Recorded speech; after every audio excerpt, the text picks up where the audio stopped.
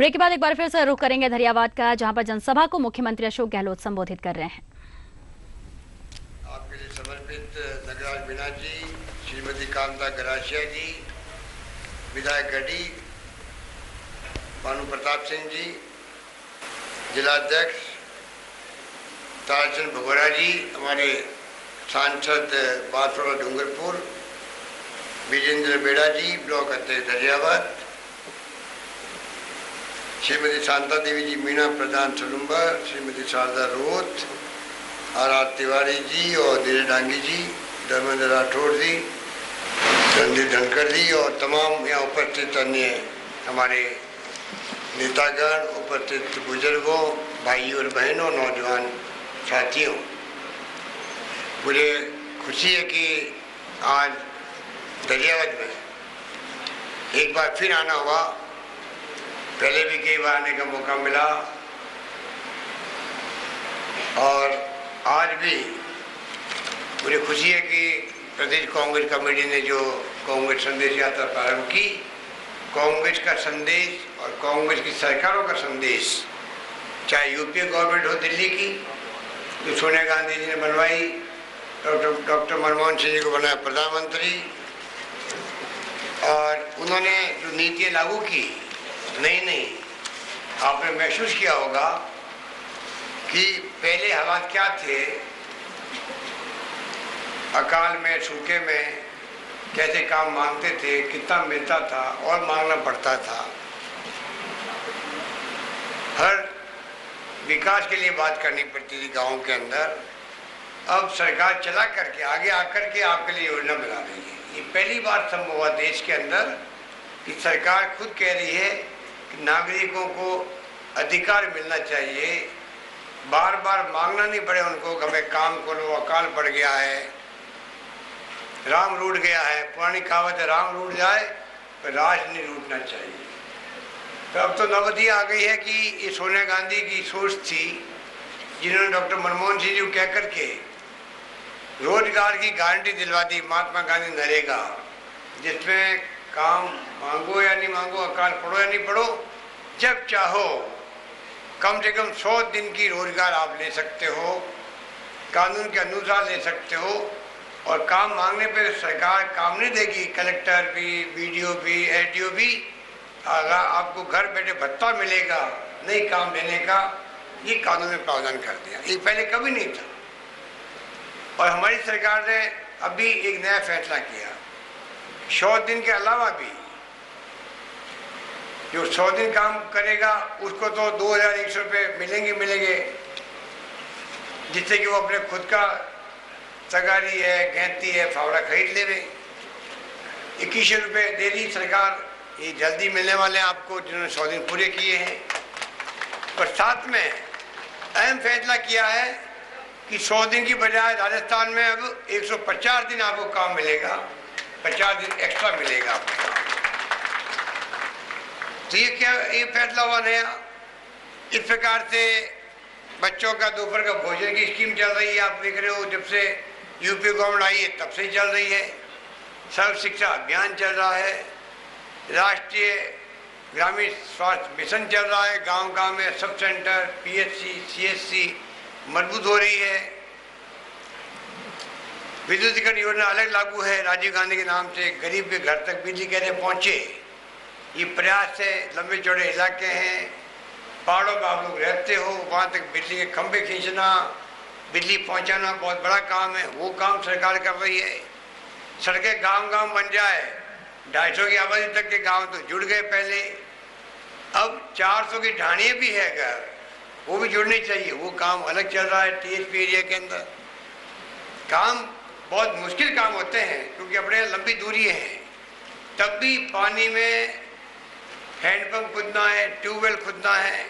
पानी के मंत्री बैठे हुए, इनको मालूम है राजस्थान भर में भी है 20,000 हैंडपम्प खुदवा रहे हैं, ट्यूबवेल खुदवा रहे हैं। गर्मी में पानी की तकलीफ नहीं हो लोगों को।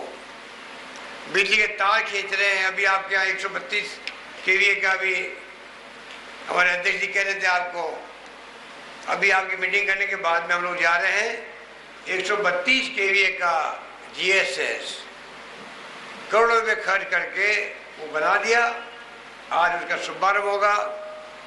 तो आपके आने वाले वक्त में बिजली की गुणवत्ता अच्छी रहेगी, ट्रिपिंग नहीं होगी, बार बार मोटर जलेगी नहीं, ट्रांसफार्मर नहीं जलेंगे। इतना ध्यान रखने का काम सरकार ने किया है। बिजली पैदा हम अलग कर रहे हैं। जल्दी ही हम लोग 1-2 महीने में ही सुपर क्रिटिकल पावर प्लांट जो 1320 मेगावाट का होता है, वैसे 2 प्लांट एक साथ में सूरतगढ़ में और छबड़ा में, जहाँ 15-20 हजार करोड़ खर्च करेंगे, तो 2 प्लांट वहाँ पर लगा रहे हैं हम लोग जल्दी, जिससे कि बिजली आने वाले वक्त में और ज़्यादा पैदा हो। 4500 मेगावाट बिजली अपने सरकार बनने के बाद में पैदा कर दी है, वो काम आ रही है। फिर भी कभी कभी गांव में कहते था बिजली आई नहीं, चली गई।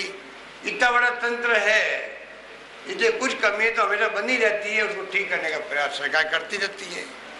इसलिए मैं कहना चाहूँगा कि सरकार तो पानी में, बिजली में, शिक्षा में, स्वास्थ्य सेवाओं में, सड़कों में कोई कमी नहीं रख रही है, बल्कि नई नई योजना ला रही है। छात्रों के लिए लैपटॉप, अभी 15 तारीख को ही पूरे प्रदेश में 6-6 हजार रुपये का चेक 8 ही 5 छात्रों को दिया गया, छात्र छात्राओं को वो टैबलेट खरीद ले, पीसी टैबलेट, छोटा लैपटॉप होता वो। क्योंकि आपको भी बताया कि किस प्रकार से मोबाइल फ़ोन आ गए हैं, कंप्यूटर आ गए हैं, सब काम कंप्यूटर होने लग गए आजकल। तो राजीव गांधी का सपना जो था नई शताब्दी के लिए, उसी के अनुरूप जिनकी आज पुण्यतिथि है, जिसका एक विजन था, दूरदृष्टि थी, पक्का इरादा था काम करने का, देश को विकसित राष्ट्र बनाने का, उसी के अनुरूप आज देख रहे हैं कि कंप्यूटर क्रांति हो गई है।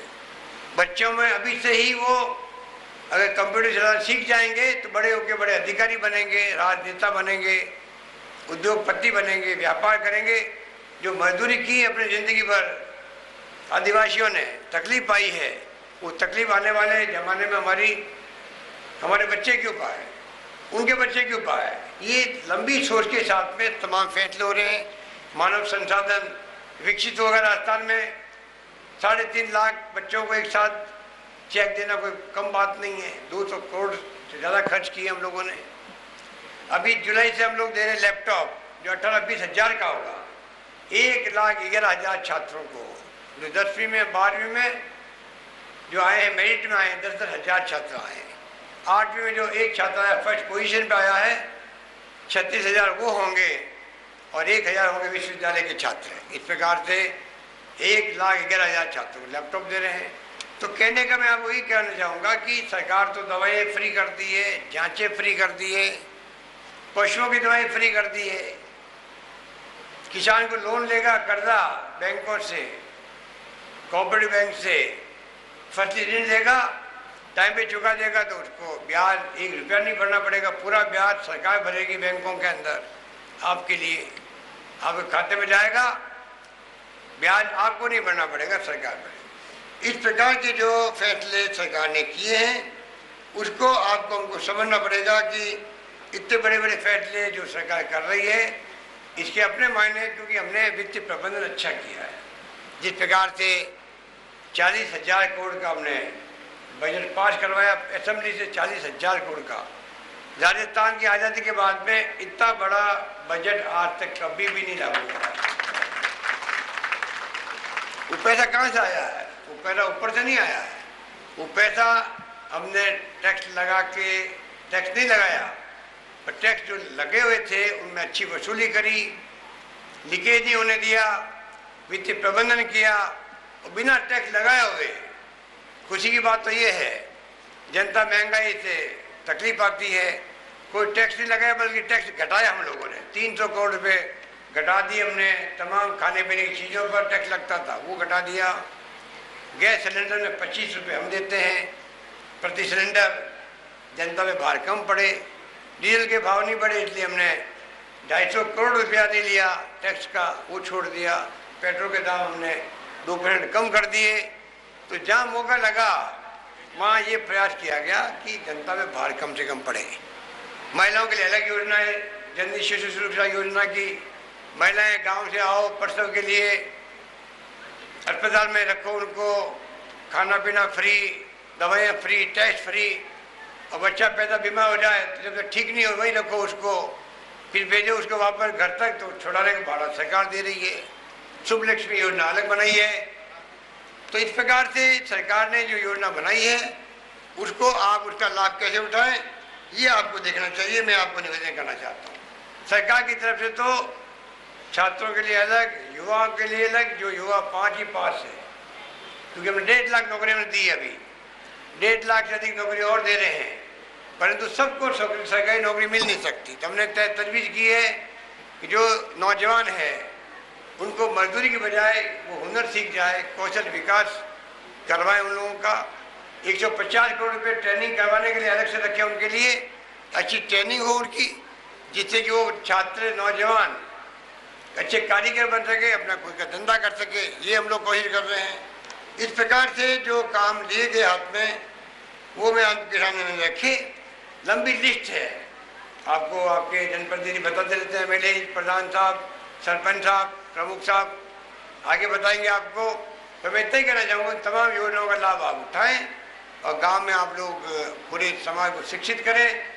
शिक्षा के बगैर कोई भी समाज आगे नहीं बढ़ सकता, कोई परिवार आगे नहीं बढ़ सकता। इसलिए मैं कहना चाहूँगा कि सरकार तो अभी मैंने कहा आपको एक के बाद एक काम कर रही है। मुझे जो बताया गया अभी आपके एमएलए साहब ने, जिस प्रकार से नगराज मीणा लगे रहते रात दिन एक काम करने में, जयपुर में आते तो मुख्यमंत्री से मिलना है, मंत्री से मिलना है, कैसे दरियावर्त क्षेत्र का विकास हो, उसमें लगे ही रहते हैं। इसीलिए लंबी फहरिस्त मुझे बताई गई कि 132 किलोमीटर हो रहा है, तो 6 करोड़ की लागत से जलाला, दरियावर्त, प्रतापगढ़ जो मेजर डिस्ट्रिक्ट रोड है वो काम पूरा हुआ। 1 करोड़ की लागत से आपका जनजाति बालिका छात्रावास खूता में निर्माण, कृषकों को कृषि कनेक्शन के अलावा अनुदान देने का काम हमने किया, जो आज़ादी के पहली बार हुआ। लघु सीमांत किसान को करीब 41,118 कृषकों को आपके यहाँ 7 करोड़ का लोन बांटा गया। लोन नहीं बांटा गया बल्कि अनुदान दिया गया। ये पहली बार हुआ है। 2009 के अंदर जब अकाल सूखा पड़ गया था तो पहली बार आपके यहाँ पर, उसके पहले कभी पैसा नहीं मिलता था। पहली बार जो खाद लग गया, मान लो खेत में बुआई कर दिया आपने, बीज बो दिया और बाद में बरसात नहीं आई, आदान अनुदान पहली बार हम लोगों ने 850 करोड़ रुपए का राशन बांटा था। आपके यहाँ 7 करोड़ का वो अनुदान बांटा गया। 41,118 कृषकों को उसका फायदा मिला। इस प्रकार से आपके यहाँ 4,000 से अधिक कनेक्शन मिल गए राजीव गांधी के स्कीम के आधार पर सब जगह पर।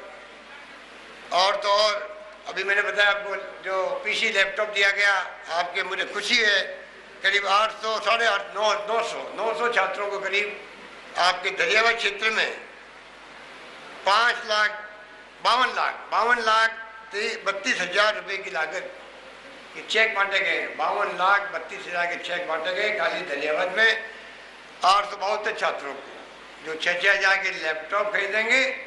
मैं आपको कहना चाहूँगा वो पैसा और कहीं खर्च नहीं होना चाहिए, पैसा बच्चों का भविष्य है। पीसी टैबलेट के रूप में वो खरीदे, मास्टर साहब स्कूल में समझाएंगे कैसे खरीदना है और वो सुनिश्चित करेंगे आप लोग कि वो बच्चों के भविष्य के लिए काम आएगा और क्रांतिकारी तरीके से वो लैपटॉप सीख पाएंगे। ये मैं कहना चाहूँगा आपको। गागरी बांध आपके धतलिया पंचायत में है, रिपेयर उसका रेस्टोरेशन हो रहा है, करीब 4 करोड़ हमने स्वीकृत किए उसके लिए अलग से। हाड़ा खेड़ा पिकअप ईयर बांध नया जो है उसके लिए 5 करोड़ रुपये अलग से हमने दिए हैं। और जाखम बांध की नहरों की मरम्मत, आप जानते हो अच्छी सिंचाई होगी, पानी का एक एक बूंद बचाना चाहिए हमें। नहरें की टूटी फूटी होगी तो पानी पहुंचेगा नहीं डेली एंड तक। तो 50 करोड़ रुपये मैंने रखे इस बार, 50 करोड़ रुपये दिया, जिससे कि नहरें आपकी मजबूत बने और पूरा फायदा आप सिंचाई में काम ले सके। वो काम हमने किए हैं। करीब 2.5 करोड़ रुपये हमने दरियावर्त विधानसभा क्षेत्र में जो सड़क का काम था, जो सड़क देख रहे हो आप लोग, उसका हमने निर्माण करवाया। और पेंशन महाअभियान चल रहा अभी शानदार, लोग अभी तक स्वीकारते हो गई है राजस्थान 16 लाख लोग। कल्पना करो आप, बुजुर्गों को सबको पेंशन, बूढ़े आदमी हैं, आदमी औरतें, 55 साल की औरत, महिला, 58 साल का पुरुष, उसको अगर 75 साल से कम की उम्र है तो पति पत्नी को 1000 रुपये प्रति माह मिलेंगे, और 75 साल की ज़्यादा उम्र है तो पति पत्नी को मिला के 1500 रुपये मिलेंगे प्रति माह के, मतलब 1 साल के 18,000 रुपये मिलेंगे उस परिवार को पेंशन के रूप में। वो सम्मान पेंशन है। हम चाहते हैं कि बुजुर्ग लोग जो है, बूढ़े लोग को नरेगा में काम करने की जरूरत नहीं पड़े, शरीर साथ नहीं देता है, इसलिए हमने तय किया कि उनको घर बैठे हुए सम्मान पेंशन दो। ये काम हमने हाथ में लिया है और अभियान चलाया है। अभियान बहुत कामयाब है। रास्ते भर में पूछता आ रहा था, सब जगह कहा नहीं, हमें इतनी खुशी है कि हमारा अभियान बहुत कामयाब रहा। चाहे वो हमारी विधवा महिलाएं हो या जो परित्यक्ता महिलाएं हैं जिनका पति छोड़ देता है कई महिलाओं को, उनको पेंशन का कर दिया हम लोगों ने। निःसंजन है, अपंग भाई बहन है, उनको पेंशन देने का हम निर्णय किया है। इस प्रकार महा अभियान के रूप में ये हमारा अभियान चल रहा है। पैसे गाँव के संग, पैसे शहरों के संग अभियान पहले चलाया। लाखों लोगों को पट्टे दिए गए गांव में, शहरों के अंदर, कोई सोच नहीं सकता था, उतना बड़ा फायदा मिला। अभियान में कई और निर्णय हुए, आपको मालूम, बंटवारे के हो चाहे वो नामांतरण के हो, सब काम किए गए। इस प्रकार से मैं समझता हूँ कि अभी गर्मी चल रही बहुत भयंकर, तो हमने तय किया है कि लू किसी को नहीं लगनी चाहिए। गर्मी के अंदर अभी 9 घंटे काम करने पड़ते थे नरेगा के अंदर, तो हमने कहा अभी गर्मी के महीनों के अंदर सुबह 6 बजे आओ, 10 बजे वापस जाओ, किसी को तकलीफ नहीं हो। इस प्रकार का फैसला हमने किया है, जिससे कि किसी को गर्मी में लू नहीं लगे काम करते करते। पहले बार जब सरकार हमारी थी तब भी हमने ऐसे कई फैसले किए थे। घर घर में गेहूँ पहुँचा दिया, काम के बदले अनाज, घर में कमरा बना दो, कुंड बनाओ, चारे का प्रबंधन, पानी का प्रबंधन, सब कुछ किया गया उस जमाने के अंदर। पर फिर भी सरकार चली गई, क्योंकि हम तो रह के सेवा करने में आपकी। और बीजेपी की सरकार जो बनी बाद में, बीजेपी नेताओं ने जो आ करके गुमराह किया लोगों को, अब भी गुमराह करते फिर रहे हैं वो लोग। उस वक्त भी हम तो कह रहे हैं अकाल में गेहूँ लाएंगे, पानी पहुँचाएंगे, चारा पहुँचाएंगे गायों के लिए, पशुओं के लिए। वो कहते रहे साहब लोग भूख से मरेंगे। हमने कहा भूख से मरने की बात छोड़ो, मेरे मुख्यमंत्री रहते हुए एक आदमी के परिवार को भूखा नहीं सोने दूंगा मैं राजस्थान के अंदर, ये मैंने कहा। हम गेहूँ का इंतजाम किया, वो कहते लोग मुख्यमंत्री भीख मांग रहे हैं दिल्ली की जाकर के बार बार। ये जुमले हमें सुनने पड़ते थे उस वक्त में। हमने कहा अगर आम जनता की भूख मिटाने के लिए, घर घर गेहूँ पहुँचाने के लिए भीख मांगनी पड़ेगी तो भीख मांगेंगे, उसमें कोई शर्म नहीं आएगी, हमारे लिए गर्व की बात होगी। इसलिए ये आज जो फिर रहे हैं गुमराह करने के लिए, उनसे आपको सावधान रहना है। ये धोखेबाज आदमी हैं, झूठे वादे करते हैं, कतनी करनी में अंतर है। इनका चाल चरित्र चेहरा देश के सामने आ चुका है। और इनका शासन एक कुशासन था, जहाँ 21 बार तो पुलिस की गोली चली है, 90 लोग मारे गए थे जमाने के अंदर, और 70 गुजर मारे गए थे।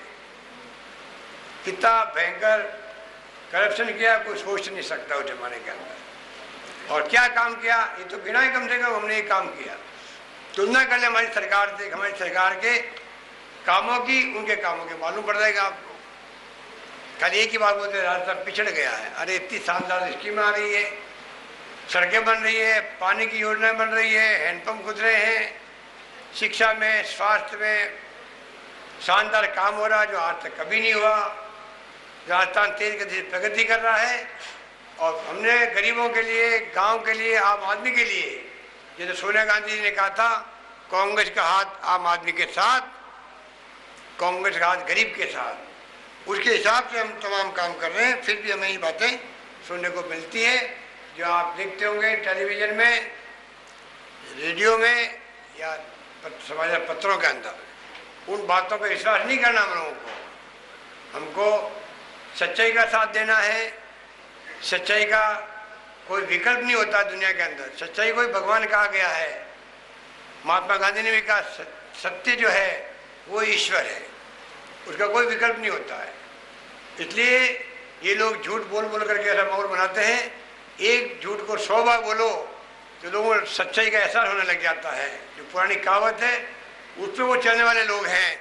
इस बात का एहसास प्रदेशवासियों को भी होना चाहिए, आप सबको होना चाहिए। ये मैं आपसे अपील करना चाहता हूँ।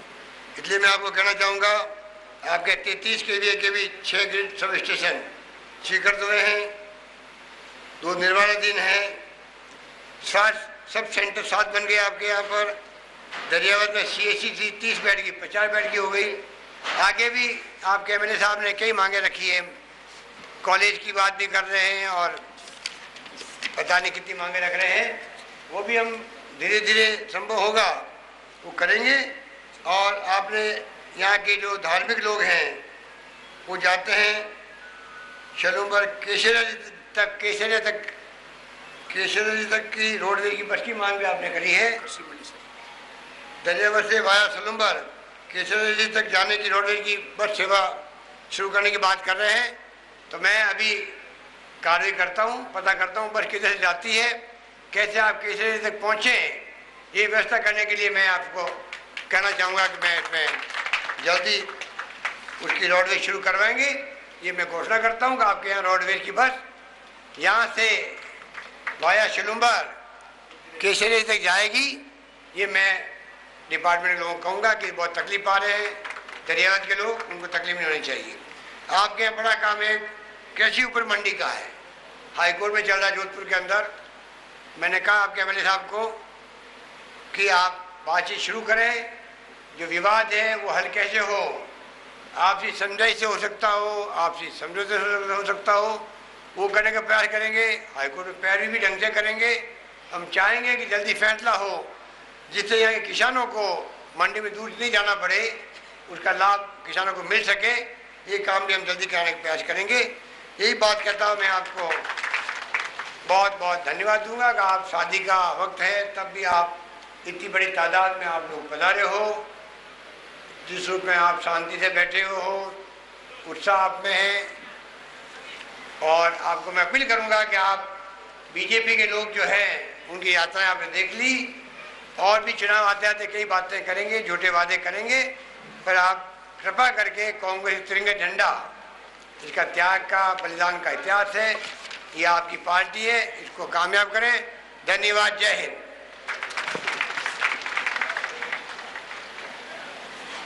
मैं ब्लॉक अध्यक्ष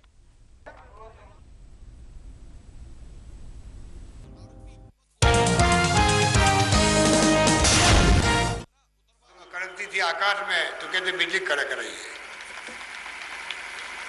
आज बीजेपी वाले कहते हैं कांग्रेस ने क्या किया, देश को बर्बाद किया, कल एक नारा लगा देते हैं। उनका चाल चरित्र चेहरा देश के सामने आ चुका है।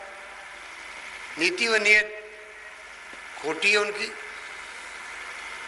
कतनी में करने में अंतर है। इसलिए मेरे अभी चंद्रबान जी कह रहे थे किस प्रकार से अब यात्रा निकलने वापस निकल पड़े। इसलिए मैं कहना चाहूँगा कि एक तरफ तो सोच प्रगतिशील हो, दूरदृष्टि वाली हो, उसी कारण से आज जो कुछ दिख रहा है हिंदुस्तान और प्रदेश, 8 कॉलेज थी पूरे राजस्थान के अंदर, आज 2-2.5 हजार कॉलेज बन गई है। एक भी विश्वविद्यालय नहीं था, आज 55 विश्वविद्यालय खुल चुके राजस्थान के अंदर। क्या था उस वक्त में, ना स्कूल, ना कॉलेज, ना स्वास्थ्य सेवाएं। अब तो PHC भी, CHC भी, सब कुछ संभव है, मांगते भी है, देते भी हैं, स्वीकृत करते हैं। कुछ था ही नहीं उस वक्त, तो सड़कें ही नहीं थी भाई, जंगल पड़े रहते थे। मैं भी आया हूँ 40 साल पहले चित्तौड़ के अंदर, जब मैं NSU का अध्यक्ष था तो तांगे में बैठ के गया था, मुझे याद है आज भी। प्यारेलाल जी थे हमारे जिला कांग्रेस के ऑफिस इंचार्ज, वहीं जाके रात को हमने सोए थे उस ऑफिस के अंदर। वो जमाना भी देखा हमने, सुनसान जगह थी। और क्या आज चित्तौड़ बन गया, पूरे कायाकल्प हो गया प्रदेश का, देश का। हमें सोचना पड़ेगा ये कांग्रेस की जो नीतियाँ थी, जो कार्यक्रम थे, सिद्धांत थे। इतना बड़ा मुल्क आज 125 करोड़ लोग रहते हैं, रूस के टुकड़े हो गए 16, हमारा मित्र राष्ट्र था, और इस हिंदुस्तान में अलग अलग भाषाएं बोलियाँ समझ में आती नहीं, तेलुगु, तमिल, मलयालम, पंजाबी, गुजराती, मराठी, क्या लिखा हुआ है, बंगाली। पर इस देश के महान नेताओं ने जो संस्कार प्राप्त किए, तिरंगे झंडे वाले, आज़ादी वाले, इंदिरा गांधी जी ने जान दे दी, देश को एक रखा, अखंड रखा। राजीव गांधी शहीद हो गए, बम से उड़ा दिए गए। सरदार बहन सिंह जी मुख्यमंत्री पंजाब नीचे आए अपने ऑफिस से, उनको बम से उड़ा दिया आतंकवादियों ने। तो इस मुल्क को आतंकवाद का खात्मा भी किया, पंजाब के आतंकवाद को जान लगा करके, अपनी बाजी लगा करके इस देश को एक व अखंड रखा। और आज हम सब जो पदों में बैठे हुए हैं, मन में संकल्प यही है, चाहे जान चली जाएगी परवाह नहीं करेंगे, तो मुल्क को एक रखेंगे, अखंड रखेंगे। ये है कांग्रेस तिरंगे झंडे वाली नीतियाँ, उसके कार्यक्रमों के सिद्धांत। और ये लोग भी उम्र 60 साल की हो चुकी है, जो बीजेपी वाले कहलाते हैं। पहले इनका नाम जनसंघ था। गौ हत्या बंद करो, गौ हत्या बंद करो नारे लगाते थे, भूल गए उस नारे को। 370 हटाएंगे धारा, उसको भूल गए। कॉमन सिविल कोड लाएंगे, उसको भूल गए। खाली दंगा करवा के सत्ता में आ गए एक बार 8 साल के लिए, उसको अपनी उपलब्धि मानते 65 साल की। अरे कांग्रेस का विकल्प आज 65 साल के बाद में क्यों नहीं बन पाए हो?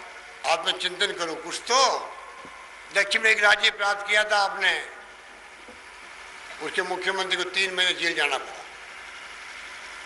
उसके 2 मंत्री आज भी जेलें बंद है, 1.5 साल 2 साल से, रेडी बंधु। और इस बार पिछले 6 महीने में कांग्रेस ने 3 राज्य सरकारें बीजेपी से छीनी है।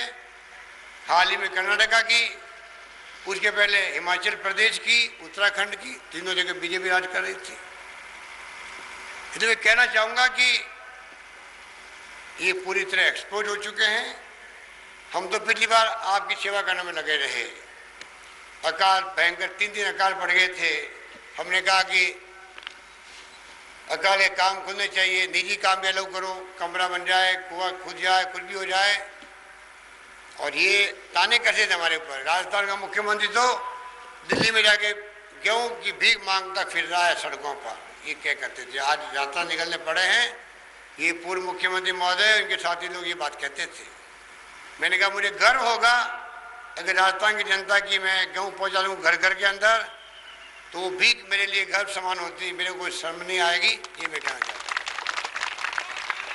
ये कहते थे लोग भूख से मरेंगे, भूख से मरेंगे। मैंने कहा मेरे रहते हुए मुख्यमंत्री एक परिवार को मैं भूखा नहीं सोने दूंगा, ये मेरा संकल्प है, वो मैं करके दिखाया। गांव गांव में बोरी रख दी गेहूं की, एक सरकारी कर्मचारी लगा दिया। ध्यान रखो कोई संकोच भी गेहूं नहीं मांगे, गेहूं पहुंचा दो घर पर।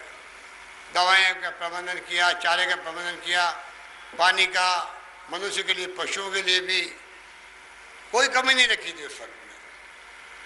हम तो ये बातों में लगे रहे, प्रबंधन में सड़कें बनाते रहे, अच्छी सड़कें बननी चाहिए। बिजली मंत्री हमारे चंद्रमान जी थे, नंबर 1 थे देश के अंदर हम लोग बिजली उत्पादन के अंदर। ये लोग गुमराह करते गए, फिर के परिवर्तन यात्रा निकाल रहे, झूठे वादे किए लोगों से, गुजरों से झूठे वादे कर लिए। आरक्षण दे देंगे सरकार बनते ही, ऐसा आरक्षण दिया। वो शासन एक कुशासन था। 21 बार पुलिस गोली कांड हुआ उस राज्य के अंदर, 21 बार 90 लोग मारे गए, 70 गुजर मारे गए थे। किसानों कह दिया किसान तो गुंडे हैं, असामरिक तत्व है। घर्षणा रावला के फायरिंग हो गई, बाद में 6-7 लोग मर गए। टोंक में पानी मांगा लोगों ने, गोली चला दी, 5-6 लोग वहाँ मर गए। एक महिला मर गई, 7-8 महीने का बच्चा था पेट के अंदर, वो मर गया। ये कांड इन्होंने किए थे। करप्शन की तो खैर हद ही तोड़ दी थी। ऐसा कुशासन कभी आ ही नहीं था। और इस बार 4.5 साल में, इस बार भी गुजर लोग बैठे होंगे, रेल पटरियों बैठे थे, धरने दिए राजस्थान भर में। हमने प्यार मोहब्बत से बात करी, भाईचारे से बात करी, बुला के बात करी। मंत्री जी बैठे हमारे जलदाय मंत्री जितेंद्र सिंह जी, इनको भेजा पटरियों पर, 5 डैम पर, और किसी ढंग से समझाइश करी, गोली चलने की बात छोड़ो, लाठीचार्ज नहीं होने दी मैंने, लाठीचार्ज नहीं होने दी। अरे ये लोकतंत्र है, ये प्यार मोहब्बत की खूबसूरत व्यवस्था है ये, या अहम घमंड नहीं चलता है। यहाँ तो प्रधानमंत्री को, मुख्यमंत्री को ही, एमएलए एमपी को भी चुनाव जिसको लड़ना है कोई हो, उसको चाहे मोची का काम करने वाला आदमी है, किसान है, मजदूर है, बुजुर्ग आदमी है, जाके पैरों में हाथ लगाना पड़ता है, आशीर्वाद देना मेरे को। वो आशीर्वाद देता है तो जाके वापस कुर्सी बैठता है, वरना बड़े बड़े लोग घर जाके बैठ जाते हैं। ये माई बाप जनता होती है इसकी, ये इनके समझ में नहीं आती है। ये तो घमंड में और अहम में रहे और मुहावरे करते। अब भी जहाँ जाते नए नए मुहावरे, अरे मुहावरों का अर्थ ही नहीं मालूम है लोगों को, क्योंकि कभी रहे नहीं, पब्लिक में रहे नहीं। मुहावरे का अर्थ क्या होता है मालूम नहीं। जो इनके सगे संबंधी हैं, जिनके घिरे हुए हैं, ऐसे सलाहकारों से वो खुद ही वोट कटिंग मशीन है। मालूम पड़ जाएगा चुनाव में जाएंगे तब। वो एडवाइस देते था, ये आज बोलना चाहिए, आज वहाँ पर मुख्यमंत्री ये बोल गए, आप ये भूल जाओ। हम अच्छी बात बोले, उनको वो भी बुरी लगती है। हम सुन रहे हैं, देख रहे हैं, रास्ता बहुत पिछड़ गया है, हमने बहुत आगे बढ़ा दिया था। अरे इनको पता ही नहीं है, reserve bank of India, RBI, fifth पे कमीशन, प्लानिंग कमीशन, प्रधानमंत्री, और अभी आंकड़ा है हाल ही के अंदर 2010-11 में राजस्थान नंबर 1 रहा देश के अंदर पर कैपिटा इनकम में, प्रति व्यक्ति आय में, और विकास दर के अंदर नंबर 1 रहा है राजस्थान। किस राजस्थान की बात कर रहे हैं? इनको क्या पता जमीनी हकीकत क्या है। और आज मैं कहना चाहूँगा, उस तो राज नहीं जाता, तो आज जो स्कीम में लागू की है, 1 रुपये किलो गेहूँ की बात करें, 5 रुपये किलो आटे की बात करें एपीएल के लिए, चीनी की बात करें, घर घर बन, गांव गांव में घर बने गरीबों के। पहले हम 50,000 देते थे, अब 75,000 देंगे हम लोग उन गरीबों के मकान के लिए। ये कहते थे कि 50,000 मकान बनता है, मकान नहीं बनता है। मकान तो बनता गरीब का, झोपड़ा कच्चा पक्का बन जाता है, 1 कमरा 2 कमरा बन जाते हैं। हाँ, उससे बंगला नहीं बनता, मैं मालूम है।